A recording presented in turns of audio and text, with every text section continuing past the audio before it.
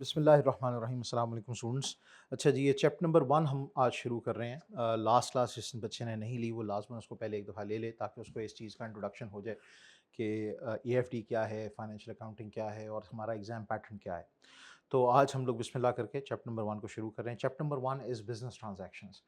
Business transactions जिस तरह कि आपको ये लफ्ज़ शो हो रहा है, ये 2 लफ्ज़ों के ऊपर मुश्तमिल है। सबसे पहले तो हम लोग ये देखेंगे कि बिज़नेस क्या होता है। तो the first thing that we need to consider ourselves is this word कि बिजनेस क्या होता है। बच्चों, बिजनेस किसी भी ऐसी एक्टिविटी को कहते हैं जो कि अर्निंग पर्पसेस के लिए की जा रही हो, यानी कि कमाने के पर्पसेस के लिए की जा रही हो और वो लीगल हो। क्या हो? लीगल हो।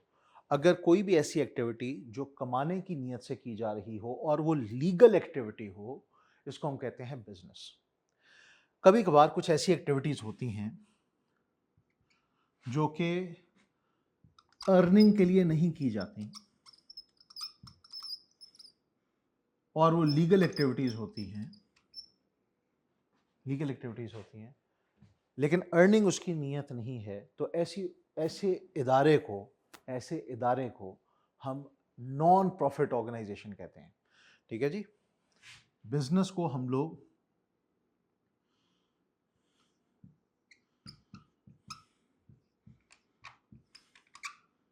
ओरिएंटेड भी कहते हैं। ऐसा इदारा जो प्रॉफिट कमाना चाहता है। प्रॉफिट कहते हैं कमाई से खर्चे के निकालने के बाद की चीज़ को। ठीक है, कमाई आपने की, उसमें से अपने खर्चे निकाल दिए, जो बचा उसको हम प्रॉफिट कहते हैं। तो जो भी एक्टिविटी, कोई भी ऐसी हरकत जो कमाने की नीयत से की जाए और वो काम लीगल हो, उसको हम बिजनेस कहते हैं। कोई भी ऐसी हरकत जो कमाने की नीयत से तो ना की जाए लेकिन हो वो लीगल हरकत, वो और आप एक इदारा बनाकर वो कर रहे हो, तो उस इदारे को हम लोग नॉन प्रॉफिट ऑर्गेनाइजेशन कहते हैं। Non profit organization. ठीक है जी। जो इदारा प्रॉफिट की नीयत से कोई काम कर रहा है उसको हम बिजनेस कहते हैं। जो इदारा प्रॉफिट की नीयत से काम नहीं कर रहा लेकिन काम लीगल कर रहा है उसको हम नॉन प्रॉफिट ऑर्गेनाइजेशन कहते हैं। कभी कभार बच्चों कुछ ऐसे भी इदारे होते हैं जो कि कमाने की नीयत से कर रहे होते हैं लेकिन वो काम लीगल नहीं होता, इल्लीगल होता है। ऐसे काम को हम लोग फ्रॉड या स्कैम कहते हैं या क्राइम कहते हैं। ठीक है जी, ये क्राइम है जी। क्राइम भी इदारों के ज़रिए से किया जा सकता है, पूरे पूरे इदारे बना के किया जा सकता है। तो लेकिन हमारा इससे कोई ताल्लुक़ नहीं। हमने इस वक्त बच्चों मेन फोकस रखना है बिजनेस पे। नॉन प्रॉफिट को आप आगे जाके थोड़ा बहुत पढ़ोगे, ठीक है, लेकिन ये हमारा मेन फोकस नहीं होगा। ऑब्वियसली आगे एडवांस पढ़ाइयों के अंदर आप नॉन प्रॉफिट इदारों का हिसाब किताब रखना भी सीखोगे, उसमें कोई इतना बहुत मेजर फ़र्क नहीं है। असल फ़र्क जो है वो नीयत का है। जहाँ पर बच्चों कमाने की नीयत होती है वहाँ पर कवानीन भी एट टाइम्स ज़्यादा होते हैं। ठीक है जी। देखो, एक हॉस्पिटल है जो कमाने की नीयत से बना है और एक हॉस्पिटल है जो कमाने की नीयत से नहीं बना। दोनों में काम एक ही हो रहा है लेकिन वहाँ पर ज़रा मोड ऑफ ट्रांजैक्शंस डिफरेंट होगा। हरकत में कोई ख़ास फ़र्क नहीं होगा लेकिन जो पैसे के आने जाने के अंदर बहुत फ़र्क होगा। एक इदारा वो है जो कहता है कि हम मुफ़्त इलाज करवाएंगे, तो वहाँ पर जो भी शख्स आएगा उसका मुफ़्त में इलाज होगा। एक इदारा, ये नॉन प्रॉफिट ऑर्गेनाइजेशन है, तो यहाँ पर पैसे का हिसाब किताब खर्चों का तो रखना पड़ेगा, कमाई का नहीं रखना पड़ेगा। ठीक है, कुछ इस तरह के इदारे होंगे जो कह रहे होंगे हम कमाने की नीयत से हॉस्पिटल नहीं चला रहे लेकिन हम लोगों से इतने पैसे ले लेंगे जिससे खर्चे पूरे हो जाएं, खर्चे पूरे हो जाएं। इस तरह के इदारे को हम लोग भी नॉन प्रॉफिट ही कहेंगे। लेकिन ऐसे नॉन प्रॉफिट इदारे को, थैंक यू, ऐसे नॉन प्रॉफिट इदारे को हम लोग यहाँ पर खर्चों का भी हिसाब किताब रखेंगे और कमाई का भी हिसाब किताब रखेंगे। ठीक है, लेकिन ये इसकी अगेन नीयत कमाने की नहीं है। वो कह रहे हैं बस हम इतना खर्चा ले लेंगे अपने जो मरीज़ों से जिससे बस खर्चे पूरे हो जाएं, हमें उससे ऊपर कुछ नहीं कमाना। डॉक्टरों की हम लोग सैलरी दे दें, बिल्डिंग का हम किराया दे दें, बिजली के हम लोग बिल भर दें, ठीक है जी, बस इससे ऊपर हम पैसा नहीं लेंगे, ये भी नॉन प्रॉफिट है। असल चीज़ ये है कि वो इदारे जो कि असल में कमाना चाहते हैं वो बिजनेसेस हैं, वो कहते हैं कि हमने खर्चे भी पूरे करने हैं और इससे ऊपर अपनी जेब में भी रखना है। जो ओनर्स हैं वो चाहते हैं कि हमारी जेब में भी कुछ हो। ऐसे इदारे को हम बिजनेस कहते हैं। तो हमारा मेन फोकस बच्चों बिजनेस की तरफ है। अच्छा, ट्रांजैक्शन किसे कहते हैं? ट्रांजैक्शन बच्चों हम कहते हैं एन एक्सचेंज ऑफ वैल्यूज को। ये हमारा दूसरा फोकस है, transaction.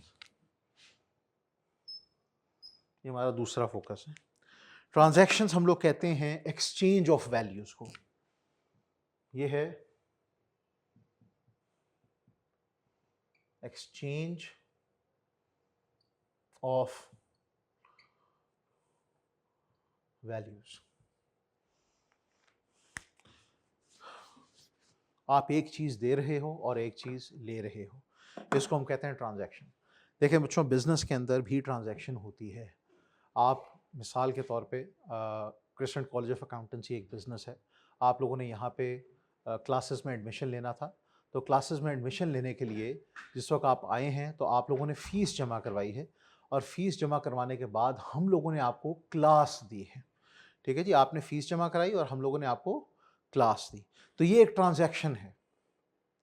On the other hand, आप एक दुकान में गए, आपने जाके वहाँ से ब्रेड और अंडे खरीदे, उन्होंने आपको ब्रेड और अंडे दिए और आपने उनको पैसे दिए, ये भी एक ट्रांजैक्शन है। ठीक है जी, तो ट्रांजैक्शन एक्सचेंज ऑफ वैल्यूज को कहते हैं। पैसे की भी वैल्यू है और ब्रेड और अंडों की भी वैल्यू है, तो इट डजंट मैटर कि जो भी चीज़ आप लोग एक्सचेंज कर रहे हैं, प्रोवाइडेड के दोनों अतराफ से सेम वैल्यू की चीज़ को एक्सचेंज किया जाए तो ये ट्रांजैक्शन बन जाती है। ठीक है जी, इसको हम ट्रांजैक्शन कहते हैं। तो एक्सचेंज ऑफ वैल्यूज को हम लोग ट्रांजैक्शन कहते हैं। और अगर ऐसी ट्रांजैक्शन बिजनेस में हो रही है, कमाने की नीयत से हो रही है, ये लेन देन जो है ये कमाने की नीयत से हो रहा है, तो वो बिजनेस ट्रांजैक्शन है। जिस तरह मैंने आपको कहा था कि एक ऐसा हॉस्पिटल जिसकी नीयत ये है कि हमने कमाना नहीं है, हमने कमाना नहीं है, हम बस लोगों से इतने पैसे ले लेंगे कि जिससे खर्चे पूरे हो जाएं, बिल्डिंग का किराया चला जाए, डॉक्टर की जो है वो सैलरी चली जाए, लेकिन हम ओनर्स जो हैं हम अपने पास कुछ नहीं रखेंगे, तो ऐसी ट्रांजैक्शन को हम बिजनेस ट्रांजैक्शन नहीं कहेंगे। ये बिजनेस नहीं है, यहाँ पे उनकी नीयत कमाने की नहीं है, बस खर्चे पूरे करने की और फलाही काम करने की है, ताकि ज़्यादा से ज़्यादा लोगों का सस्ते दामों इलाज हो जाए। ठीक है, एक वो भी इदारा है जो पैसे सरीहन ले ही नहीं रहा। ठीक है, तो वहाँ पर भी है, वो भी फ़र्क है। लेकिन business transaction is where you are exchanging something in return for a profitable value. ठीक है जी, आपने उसको एक चीज़ दी, फ़र्ज़ करें आपने 50 रुपए की एक चीज़ खरीदी थी और अब आप आगे कस्टमर को दे रहे हैं, तो आप 50 की नहीं देंगे, आप 60 रुपए की, 70 रुपए की, 100 रुपए की देंगे, ताकि अब यहाँ पे जो दूसरी एक्सचेंज होगी उसमें आपको फ़ायदा हो जाएगा। इसको हम कहते हैं बिजनेस ट्रांजैक्शन। तो बिजनेस किसी भी ऐसी एक्टिविटी को कहा जाता है, किसी भी ऐसे इदारे को कहा जाता है जहाँ पर प्रॉफिट कमाने की नीयत से एक्टिविटीज़ हो रही हों और वो एक्टिविटीज़ लीगल हों। ठीक है, और वहां पर होने वाली एक्सचेंज ऑफ वैल्यूज को हम ट्रांजैक्शंस कहते हैं। ठीक है, ट्रांजैक्शन के अंदर दो पार्टीज दो वैल्यूज को आपस में एक्सचेंज कर रहे होते हैं, ये आपकी बिजनेस ट्रांजैक्शन होगी, बिजनेस में होने वाली ट्रांजैक्शंस।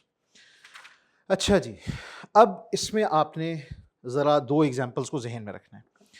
पहली एग्जाम्पल ये है कि आप एक दुकान पे गए और दुकान पर जाकर आपने दुकानदार से कहा कि जी मुझे ब्रेड और अंडे चाहिए।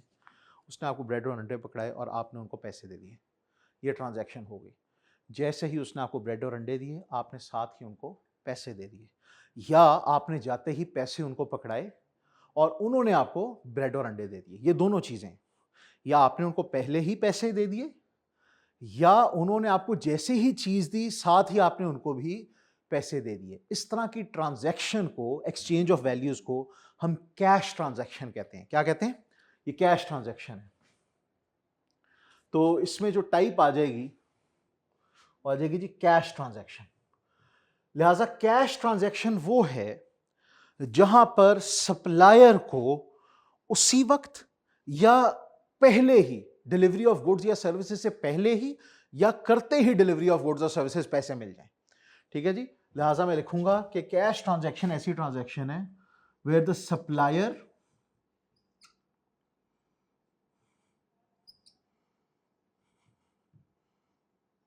receives payment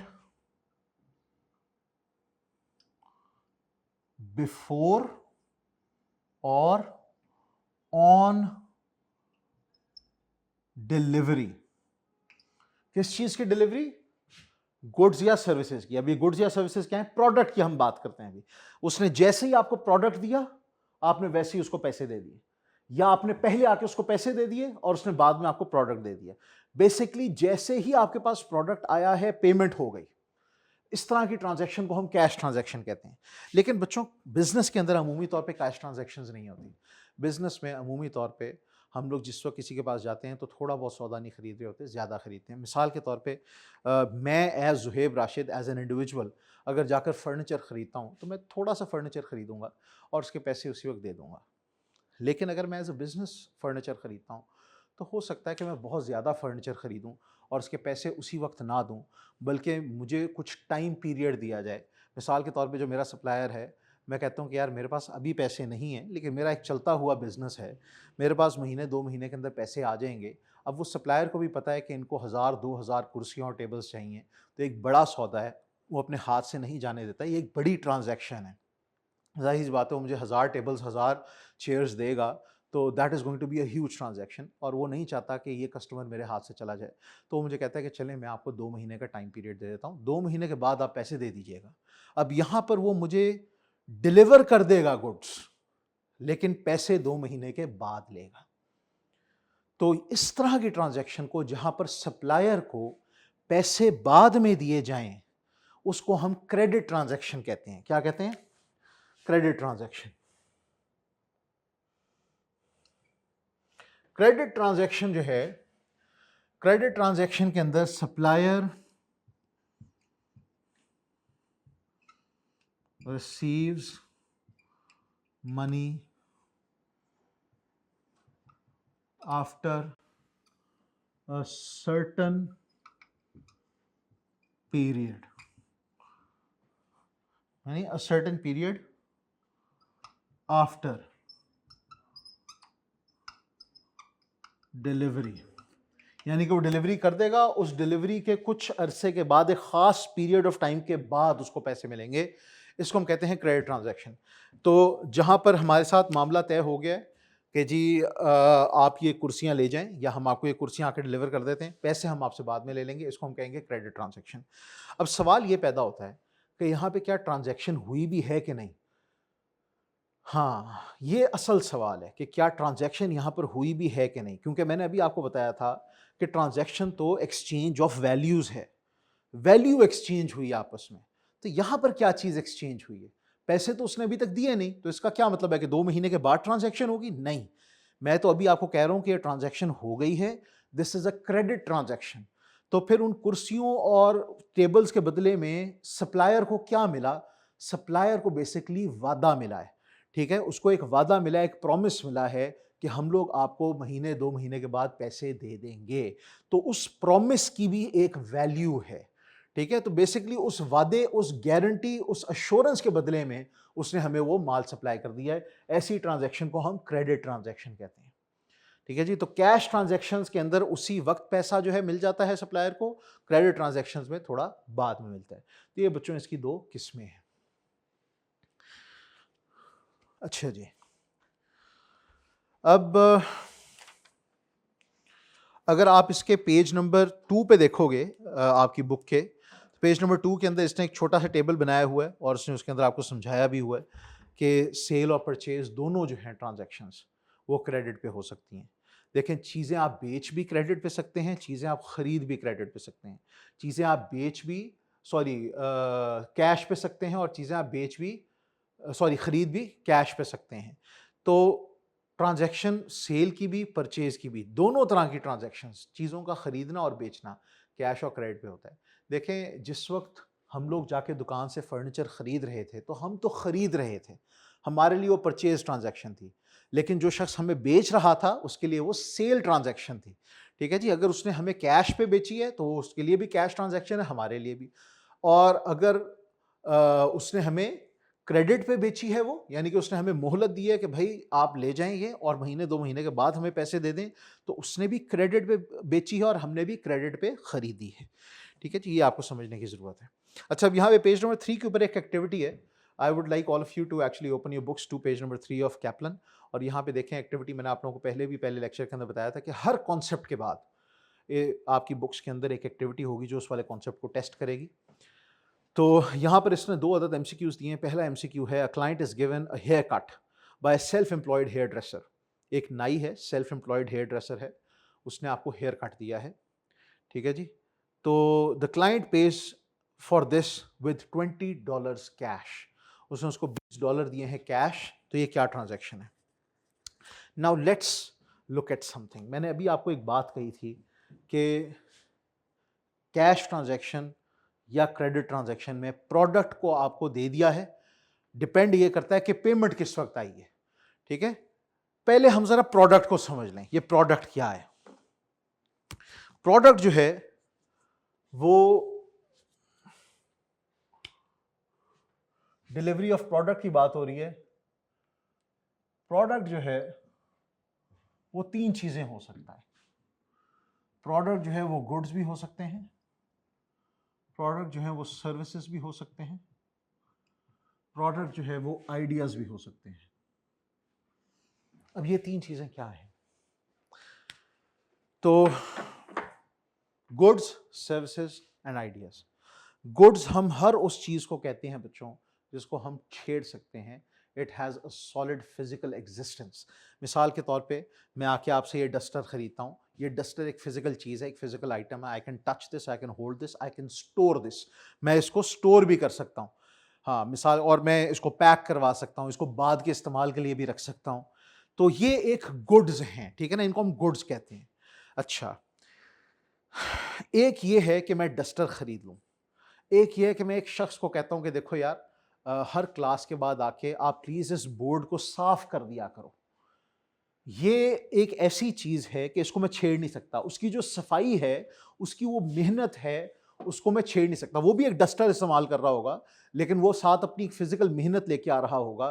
तो सर्विसेज के अंदर मैकेनिकल चीजें और ह्यूमन एफर्ट दोनों मिलके आपको एक फायदा देते हैं।